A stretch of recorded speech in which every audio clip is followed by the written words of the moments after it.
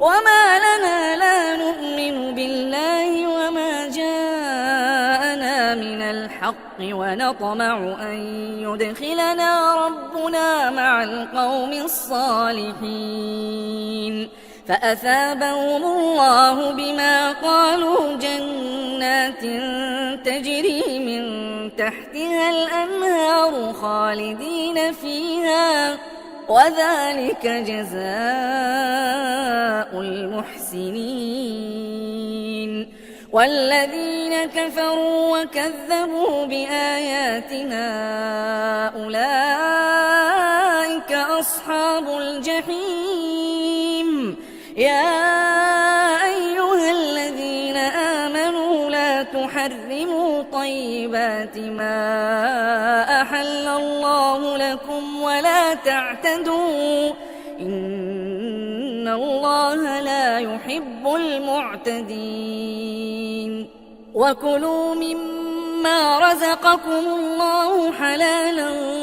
طيبا واتقوا الله الذي أنتم به مؤمنون لا يؤاخذكم الله باللغو في أيمانكم ولكن يؤاخذكم بما عقدتم الأيمان فكفارته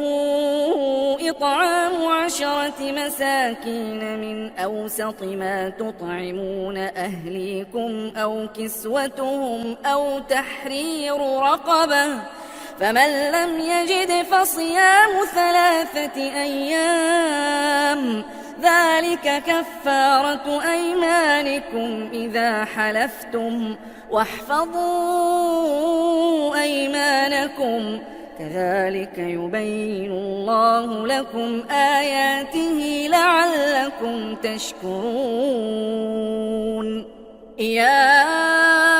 أيها الذين آمنوا إنما الخمر والميسر والأنصاب والأزلام رجس من عمل الشيطان فاجتنبوه لعلكم تفلحون